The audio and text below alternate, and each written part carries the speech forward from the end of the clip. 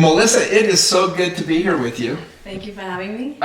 We first met, actually, you were a client of mine. Remember, I sold your townhouse, and that was the first time I ever met you. And it was funny because years went by and we kind of would passively run into each other. But I feel like last year or so, I've just been seeing you so much more around. And the more and more I heard about your story, I had to have you on the podcast. And so reached out a couple of weeks ago, and it is so good to be here and to be able to share this with you. So let's back up a little bit. You own the Lash Bar. So tell us a little bit about that. Why the Lash Bar? Why did you get that started? I started something, I've always wanted to make a difference. I mean, my life motto is life is short, change the world. And so I've always wanted to be able to have the flexibility and the freedom to travel and assist other people, but being able to impact people where I am. Our core values are love, which is life is short, change the world, over-deliver, value, and then empower. So empower ourselves, empower each other, empower our clients as well. And so I kind of wanted to create a space that was a little bit different in the beauty industry, that it's not just about the outside. I mean, I think Utah's known for being, plastic surgery central, which is great. I think it's definitely important to take care of your appearance. But I feel like so many people focus on the outside and not the inside. And so I try to make people leave feeling just as beautiful on the outside as they are on the inside. So. Well, what a great message. You're right. I mean, in Utah, obviously, I think it's a very competitive space, right? I had a friend on the show that is a plastic surgeon, and sometimes there's some stigmas behind it, but then there's a lot of beauty to it too. And just anything you can do to make somebody, empower somebody to feel more beautiful, especially on the inside, is really making a huge difference. So what are a couple of the things that you guys have been able to do? You set out with this huge, goal in mind. So what are a couple of the things you do with both your clients and your employees and everyone else you're working with? So each month we choose a different core value to focus on. We have a no gossiping policy, which is pretty rare. Especially in a beauty salon, right? Especially, but it's interesting to see how many mistakes I've made, honestly, just from opening up years ago. And I would walk into the store and I would see the floor needs to be swept, and I would kind of be irritable and, hey girls, the floor needs to be swept. And switching that to now where I feel like the girls are empowered on their own and they're empowering each other. So now they come up with cleaning charts and they come up with feedback for each other, and that's been really cool. In the beginning at the meetings, we would sit down and they would write down one thing that was working and one thing that wasn't working and fold it up and pass it up front, and I would read everything. And now we're just open. We sit, and that's part of what we do in the one-on-ones is we give each other feedback. I ask for feedback. If you ask the girls, they'll say Melissa is obsessed with feedback. I want feedback on myself. I want feedback on what's working in the business and what's not working in the business. But the no gossiping policy, I think, has been amazing because the girls are a great team and they're friends with each other. They come in on their days off and bring treats to each other. We have a group text when they're on vacation. They text each other, I miss you guys, can't wait to come back. Well, what a great policy. I think, one of the sayings that I've always appreciated is the smallest minds just speak about other people, right? Some of the worst scenarios I've ever seen in life were when people were gossiping about somebody and either somebody was in the room that they didn't know about or whatever else. I've seen some really horrific situations. And so I think that is such a powerful thing, because if you get in the habit, unfortunately, of always gossiping about others, it just becomes this go-to to vent and to talk about other people. But when you have a rule and it's like, oh, I'm breaking that rule, and you consciously decide I need to do something differently. Right. So have you seen a change in the girls, just how they interact with everybody in their lives? For sure. We talking about it at the meeting on Monday and saying, okay, gossiping is anything that is talking about anybody. Even if it's, hey, that lady came in and her lashes were nasty and she didn't wash them, that's gossiping. We don't say anything. And so I think just feeling the shift of we are here to support each other. And even for me, the girls are a great example. I tell my girlfriends, I don't want to hear your gossiping. And so it keeps me on track for making sure that I'm not saying anything that I would be afraid to say to somebody. And being English, that's naturally been pretty easy for me. But just being softer in my approach and working with all women coming from the door-to-door industry, I think has been quite a shift. Well, yeah, and I want to get into your story a little bit. Before we touch bases on that completely, though, you said that you're obsessed with feedback. I think that's one of the hardest things for a boss, to be able to create a safe enough environment where people will give them the feedback.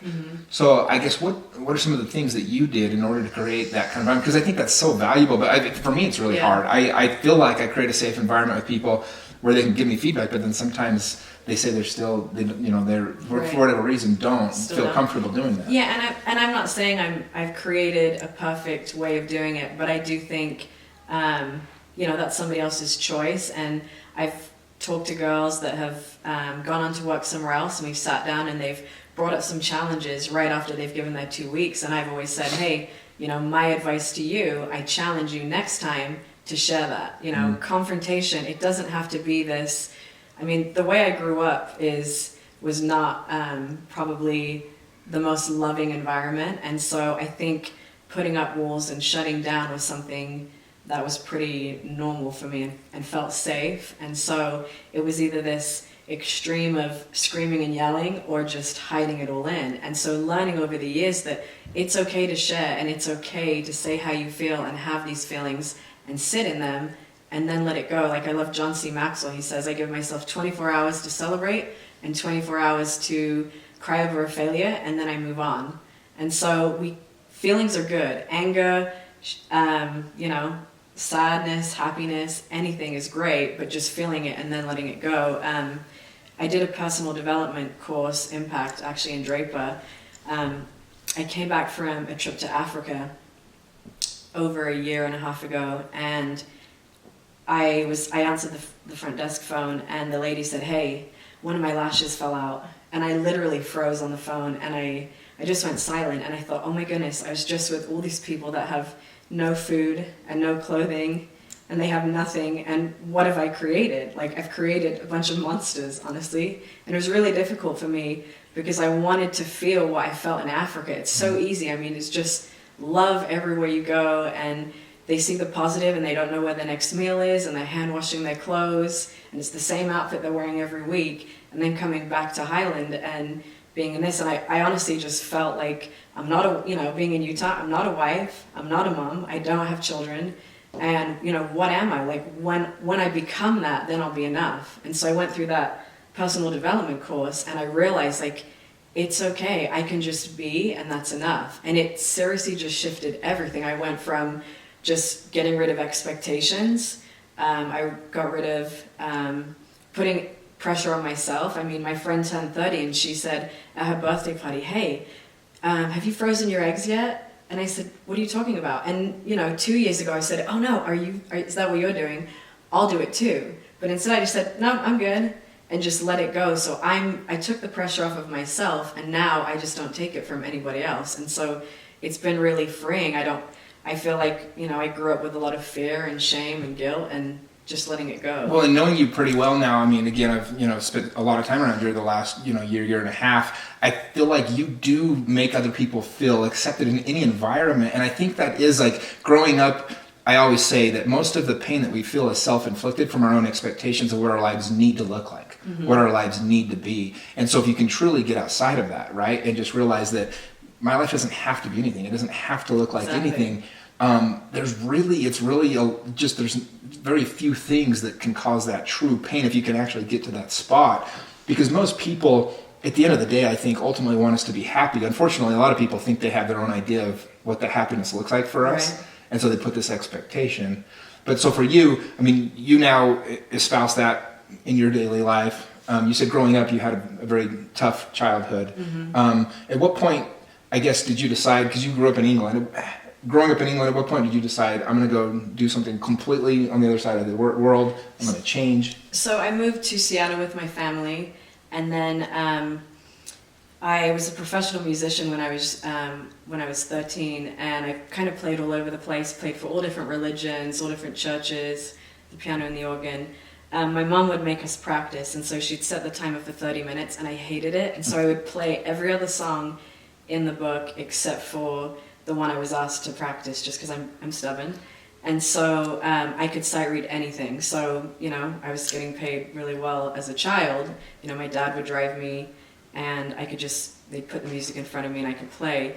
And I think, being exposed to different religions and different cultures, and then moving to Seattle, I had a full-ride scholarship for music. I mean, my parents had a pretty messy divorce when I was 17, and I moved out and stopped doing music and paid rent while I was in high school. And I've just, it's been ever since then. I feel like my work ethic, I grew up, my dad has a great work ethic, and my parents both taught that.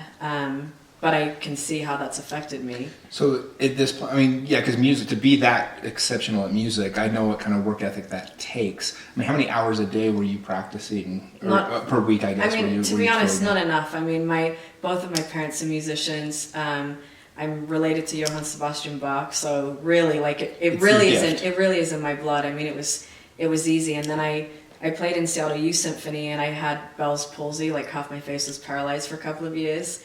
And I went back and played and was in this state competition. And I remember the judge said to me, man, you're so talented, but if you could just figure out how to tighten the corner of your lip. And I remember I wanted to throw the musical instrument at him and say, you have no idea like what it took to get back to this place. And then I had, I won an organ scholarship when I was really young. They thought I was in college, and I wasn't. And then I got another scholarship to go anywhere in school, but they took it away after they found out my religion. So it's just some... So, I mean, you were exposed to a lot of different things. I mean, did you feel like you got to, was it what you wanted to do growing up? Or did you feel like it was just kind of, that's what you were expected to do? Yeah. I mean, I definitely feel like music was an expectation, and still, I think for, my parents, my dad's in the music industry, and he doesn't put pressure on to do anything. I mean, my mom always says I should go back to school and get a music degree. So maybe one day I'll make her happy. But did you feel like you got to, back to that question, I mean, did you feel like that you were doing what you always wanted to do, or did you just feel more of did you feel more of the pressure of it? Oh no, I totally felt the pressure to do music, but now, I am no way near as talented as I was when I was younger. I can't play what I used to play. But now I see the beauty in it. I see that everything is the perfect experience, and if I see a piano, I mean, I want to sit down and I want to play it. Yeah. So when do you feel like maybe the shift took place for you, where it went to where you got to that place?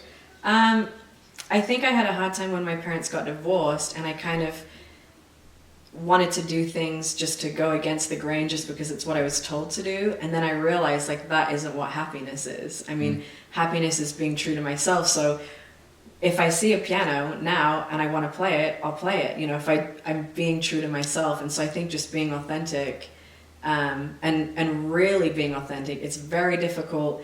I mean, England, Seattle, very diverse. Utah, it's very difficult. I mean, how many times people have said, you don't fit in this box, you can't do this, you're not like this. And now, I mean, even being told you're ADHD, you need to be medicated. And my dad says, so what?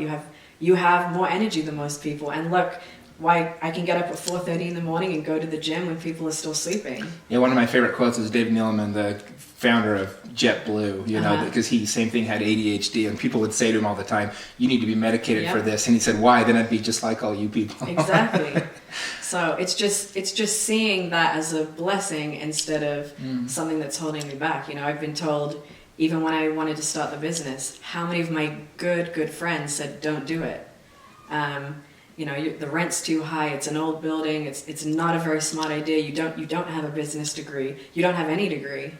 And so just seeing, and then the things that, moments that happened where I had girls working for me and they quit right before I was, the day I signed the lease. And so what did it teach me? I went in, I got a sledgehammer and I demoed the space myself. I went to Home Depot and I got a jackhammer and I took it back and got a bigger one, and hired new girls and trained them and opened in 25 days. So those are the things that people don't see, right? Like having a business, there's a little meme I saw that talks about, the day in the life of an entrepreneur. And it's like, I love this. Oh my goodness, I can't do this. And it's literally like this. And that's how I feel.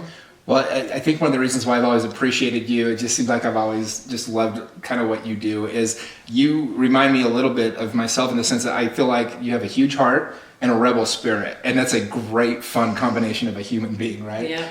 So, I mean, you talked about, even when you were really young, you kind of had this idea of, or not idea, you just had this feeling towards charity. Tell us a little bit about the first time you kind of got into doing charity work. So I think I've always just been fascinated with other cultures. When we were camping one day, my dad told me, we were actually camping at Utah Lake. My dad said, Melissa, you are no respecter of persons. And I thought, that is so rude. Like, of course I respect people. I didn't know what he meant. But I've always just been fascinated with other cultures, and I want to learn. And so when I was, I don't know, 14, I saw a little commercial about send $30 to Africa. And I remember I was sending money to this girl, Rachel Adiambo, in Kenya. I have pictures of her still, and I would write letters to her and her mom. And then someone told me that none of the money was going to the girl, that it was just going to this corporation. And they said, you just stop doing it. You're not doing any good. And I thought, no, like it doesn't matter what we're doing. Everything we're doing makes a difference. I mean, I was telling Cal, there's a gentleman off, 106 that every time I get off the freeway, I always buy him food and I get him gloves and whatever it is. And I used to not share because I felt like embarrassed or kind of shy about what I'm doing. But my friend said, it's just be true to yourself, and that's what makes a difference. And so, like now in the store, for example, I mean, last year I went to Belize, I went to Ghana, and I went to Mexico. And while I was in Mexico, one of the organizations I worked with, we talk about doing a hand up, not a hand out. So I was in Mexico, it's like the kids don't have enough food, and a friend was with me, and we thought, okay, well the nuns can't take any more on anything more. I mean, they're older women, they're overexerted, and I thought, okay, what can I do so that when I leave I can make a difference? So I got all the older girls together, and in my broken Spanish, I asked them if I had built a chicken coop and bought them chickens, if they would take care of it so now they can have fresh eggs. So I put some clothing racks in the back of the store and put new clothing on. Some things maybe I've worn one time and put it on there. And it's name your own price, and 100% of the money goes towards that. So the chicken coop is being built right now, and we sent over the money. So just, it doesn't matter what somebody is doing. Like, every little thing does make a difference. And sharing it isn't to say, look at me, this is what I'm doing. It's to inspire the people and see, like, how many people are doing so much good. Well, I think it's one of the dilemmas that people feel when they are doing a lot of good is, you know your heart. And so you want to share because you want other people to experience part of the good feelings that you get, or the good vibes that you're putting out, the good energy that's being put out by doing those things. And unfortunately, there's a lot of miserable people. So they might say, like, why are you doing that, right? Mm-hmm. Or like, why are you sending money to Africa? Well, even if 1% of it was going to the actual charity, you were putting the energy out to the universe, good energies out. And so you were affecting change because of the way you were then interacting with other people. So, as you do more and more of these types of things, I like that you said it. I kind of quit caring what other people thought about doing that. If you feel good about putting it out, I tell everybody, like, whether it's on social media or whether it's in conversation, if you come from a truly good place, of course you want to put that stuff out. Let people see that you can make a difference and how it's making a difference in other people's lives. Well, and that's the thing too with the business. I mean, not sharing what I'm doing. People know what I'm doing, and they want to hear about the trips, and the money is going towards it anyway. So now they can feel a part of it. And there are pictures, there are canvases all over the store of the trips that I've been on. And when people are purchasing from that rack and they're saying, okay, it's exactly what they want it to be. So if you want to pay $5 for a $200 coat, that's fine. Everything is making a difference though, and everybody can be a part of it. So instead of people thinking, oh, well, I'm so small and I'm so insignificant, one thing isn't going to make a difference. If everybody just said, okay, today I'm going to do one thing for somebody else, imagine what that would do to the whole world. And it doesn't have to be sending $100 to Africa. It could be, hey, I'm going to open the door for this person. I'm going to pay for the Starbucks for the person behind me. Like, small and simple things, like, everything adds up. So how do you decide, there's so many different causes and things that you can go towards. I know you mentioned there's 3 specific trips that you went on. How do you decide where you're going to put your energy? Well, now I've been approached by some companies to go out and spread awareness. The organization I went to Africa with, I actually got to go with Alder Security. I had a friend that worked for them, and he said, hey, we're taking some people out in March of next year. We'd love for you to come and kind of spread some influence. And so I sat down with the gentleman, and they were excited to take me in March. And I said, hey, aren't you guys going like in 5 days? And he's like, yeah, but like, that's not going to happen. Like, yellow fever vaccines are in shortage. And I said, well, that's fine. I've got my yellow fever card at home. So he emailed me and said, we're excited to have you in March. I said, dude, I'm serious. Like, I'll go with you guys in a few days. And he said, it's not safe. And I said, I'll sleep on the floor. I don't care. And then a couple of days later, he said, all right, if you're serious, sent me a text, you're in. So I got to go, and it was Himalayan Cataract Project. So for $25, it is a surgery to cure blindness, which is one of the most incredible experiences. Wow, what a gift to give to people, right? Yeah, it was amazing to see. I mean, I got to do some interviews with some of the people out there. We had a translator, and one lady, I asked them what their biggest struggle was or the most difficult thing for them, and one woman said, I have 6 children and I can't feed them. I can't make food for them. It's not like making a peanut butter and jelly sandwich. It's building a fire, cooking, getting the water, cooking the rice, cooking meat if they are lucky enough to have access to it. And when she said that, I mean, I was just in tears, and I had to walk away for a minute. But it would be one thing to be blind in America, but being blind in Africa, people just literally sit in a hut, and they can't do anything. They don't know if they're eating. If someone puts food in front of them and leaves it with them for the day, they're just people would say, yeah, I don't know if I'm eating bugs. I don't know what I'm eating. Wow. So you were able to go and help out, get those people get sight again. Yeah. There's a surgery that's like already. Yeah, it's cataract surgery. Yeah, they just need to be able to afford to get it done, right?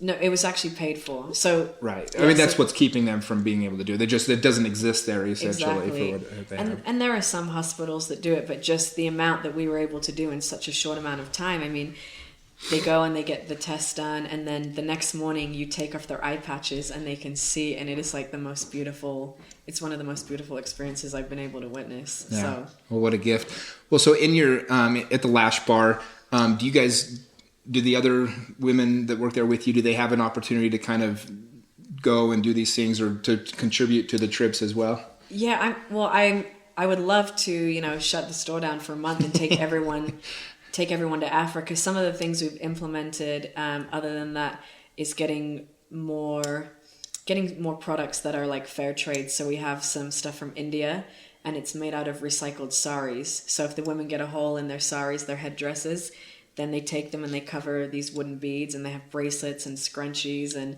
so just like realizing, even just bringing that into the store, what an impact that's making for them. And all the girls have asked, I want to go on a trip with you. So I would love to create that. I mean, like I said, closing down the store and taking everyone with me would be awesome.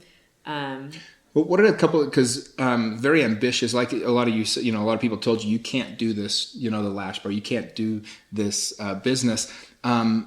But you've built it up. Now you have 11 employees, and you guys are thriving. What's been the hardest part, though? Was there anything that, looking back now that you're kind of past the beginning stages of it, what was the hardest part of getting it started in the first place? Well, I think like when I made the decision, like I put an offer on the space, and then it was really expensive, and they wanted a 5-year lease, and then I just really was drawn to that spot, and so I did it again a year later. I think, that night that the girls quit and took the clientele with them, and I started from scratch. I remember I phoned my dad and I said, I've just made the biggest mistake of my life. And he said, all right, well, you've done it before, so you can do it, so you better get off the phone and figure it out. And I was like, okay, well, don't you want to like send me some money or something? But tossing and turning, I think it did. It was like it was a choice, and it's been a choice since then when times are tough, which is, it's not easy having a business. I think in the beginning, though, for me, like if someone would quit, I feel like I would take it personally, like, oh, the person that told me I'm not going to be a good manager, or I'm not going to be a good leader, or I cannot have a successful business, those words would creep back in, and I would think, oh my goodness, they're right. And I remember the first time someone quit, I cried, and I thought, there's something wrong with me. What am I doing wrong? And now I just have tried to create a space that people want to be a part of. And so if people want to be there, then they can stay. And if they don't, then they can leave. And it's not this, I'm not doing anything out of fear. I'm not trying to hold on to someone because I'm afraid of losing them or making decisions based on fear. It's like I lead with love and trust, and that's what I get back. Well, I think that's a good lesson because I know, like, for me personally, when I started out in real estate, right, like people are counting on me with everything to sell their house. And I remember when I first got in, the market was red hot. And so, I mean, I sold probably the first 50 or 60 homes I listed, I sold. Right. And then the market turned. And all of a sudden, these people that have entrusted me with their, their biggest financial decision probably of their lives, and I couldn't perform sometimes. It had nothing to do with me. It was the market, right? I wasn't doing anything different. In fact, I was a better realtor at that point than when I was selling all the homes. But it was very hard at first not to take it personal. Right. Right? You're just, what's wrong with me? Why can't I do better here? Like, I'm letting these people down. I think it's part of the experience that you can only get by being in a business, though, is, from the outside looking into any business, you're like, oh, they're successful, they're doing great. But in reality, it's like a roller coaster every single day. And so I think that's why it's important to fully embrace more of the approach, more of the attitude. Like you said, I'm going to bring love every day and attract to me what that does, as opposed to leading with fear. I think the same thing's true with relationships and with people. Yeah. Yeah, and letting go of any expectation of, I think even in relationships in the past, it's like, okay, well, I'm gonna do this because now I'm hoping it's gonna go somewhere, and then if it doesn't, I would have been crushed. And now it's like, I'm just gonna be in the moment and I'm just gonna enjoy, and whatever happens, happens. And that has been so freeing for me. I definitely have made tons of mistakes, and I still do, but I can just see like the love that the girls have for each other, and they call me mom, and it's kind of funny. And so I say, you know what, joke's on you guys, I do have children, but just seeing the way that they treat each other, and getting text messages from girls that have worked for me, and single moms that I've hired, and how I've been able to work with their schedules and being able to change their lives, and it is making a difference. Well, I think you probably don't even realize how much you've grown since you were their age, right? Like when you were first starting out in the adult world and things like that. And so I think that it is a cool opportunity where they can rely upon you. I mean, these are people that will forever be grateful that you were in their lives and you were able to help them through whatever it is that you get to, of being quote unquote mom to them. Yeah. So I want to talk a little bit about all my friends I have from England. You guys have a couple things in common. One, you're all hilarious. Wait for it. Well, it's just I love cultures and people, and exposing myself to these different people.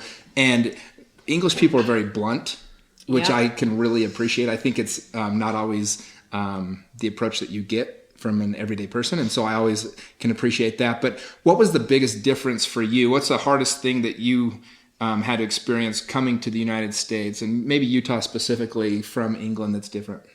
I definitely think people say that they want people to be honest, but my experience is that a lot of people actually don't appreciate honesty. Working with men, I think sometimes, I'm not saying men or women are more sensitive than the other, but how they respond to feedback or honesty has been different for me. So starting out 3 years ago, and girls would ask me things, and I would be honest with them, and learning that there's a way to be honest and to be soft. Like I said, you don't have to be screaming and yelling at somebody or show someone that you're irritable. It's like Kyle and I were talking about it the other day. It's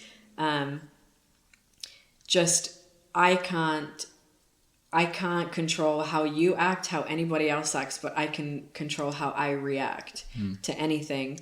And so learning to still be honest and still honor that and be authentic, but be softer and be kind. And I used to say, well, why don't these girls know that I love them? Like, I tell them I love them all the time, but they don't know. And I feel like now they really know.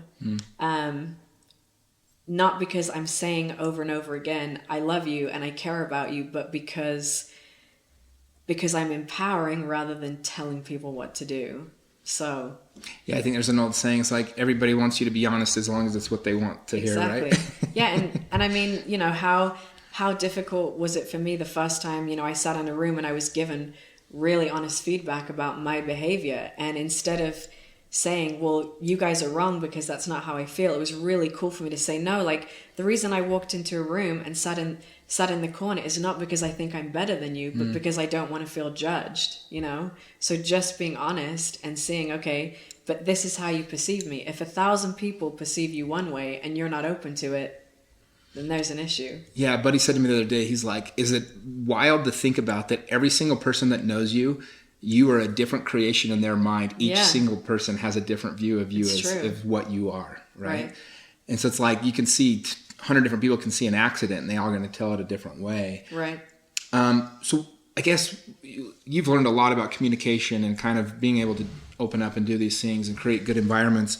I mean, how does one, I think so many relationships get screwed up because people just aren't communicating what they're trying to do. I don't know. How do you help people to open up? What suggestions would you have for people? Somebody listening to this right now, and maybe they're just, whatever, their relationships aren't going the way they want. They can't open up. They can't say what they truly believe. I mean, I lived a lot of my life like that. My principal died in school when I was younger, and I remember my mom said, don't be one of those silly girls that goes to school and cries, with everybody else. And I remember that's just kind of what I was taught is, it doesn't matter what's going on in your life, you just push through and you hustle. And I always thought vulnerability was a weakness. And then, Brene Brown, vulnerability it's incredible. I have learned that when I am vulnerable, I'm creating a space to allow other people to bring that. So whatever I lead with, that's what I get back. So if I'm going to sit in a room and I'm going to say, hey girls, like, tell me how you're feeling. Like one thing we do in the meetings is we do a good news minute and we go around the room, and I joined EO. It's an entrepreneurs organization. It's been awesome for me. And one thing that we do is we talk about in our accountability days, we talk about something that is our greatest celebration and something that's really hard for us. And so I remember doing it at the meeting and saying, okay, who wants to go first? And nobody did. And so I said, okay, I'm just going to share. And I remember I started talking and I was crying, and I used to just think, I shouldn't cry in front of anybody. I shouldn't cry in front of men. I don't want anyone to see me cry. But realizing what it did, it then allowed everybody else to open up and share how they felt. So I don't think vulnerability is a weakness at all. Well, I love that you brought up Brene Brown. I think she's making so many strides to helping people understand that, to be vulnerable and to allow yourself to be in a state where people can love you differently, right? Exactly. Because it is hard. I have one of my, a close friend of mine, and this is a guy that, is authentically one of the most confident men that I've ever met. But in a moment he allowed himself to be vulnerable with me and two other buddies, and he said, hey, I've never told you guys this, but like sometimes I need to be told that I'm doing okay. Yeah. That I'm like a good guy, and it's like, he's like the best guy. He is. And it was like, I've never loved him more than in that moment of vulnerability. Like I love him for so many reasons, and he really is like, he's an anchor to me because he's such a confident person. But that moment when he allowed himself to go to that vulnerable state, I was like, oh my gosh, I never realized how much I freaking love this guy, Because we're mirrors of each other, right? So it's like you can see for me, I've been able to see pain in other people because I've experienced it myself. And again, I feel like leading with love and trust, that's what I get back. You'll find whatever you're looking for. I mean, I have girlfriends that are dating someone and they're like, oh, but this, and this. I said, if you're looking for a reason and you're looking for a way out, you can find one in 5 minutes. But if you're looking to love and trust, you'll get that back. So I'm grateful for Brene Brown because I feel like it totally shifted my experience and, the personal development work that I've done on myself, and continuing to listen to great books and just being aware. I mean, just being aware of, okay, why am I feeling irritable today? Or what is it exactly that's going on in my mind? And, maybe it's because I thought this was going to happen and now it's not. And just, like I said, knowing that everything's the perfect experience has been really cool. Yeah, I don't know which speech or book I read of hers, but she said, you will, if you want to feel love and be lovable. Yeah. And she said, you will never experience more love than when you're being vulnerable, authentic, and in integrity. I have those 3 words written on my wall because it's like, okay, like we all want to feel as much love as we can. And so vulnerable, authentic, and in integrity, I thought about that. It's like, what a great 3 values to be able to try to portray that sometimes is, goes against our selfish nature or our egos in those moments. That's cool. Well, for those that are living here in Utah, about 70% of our audience that listens, 60, 70%, where is the Lash Bar? Where can they come and experience a little bit of you and your salon and your... We're in Highland, next to Alpine, so... Just look up the Lash Bar. Just look it up. All right, perfect. Well, I appreciate you, spending this time, and it really is.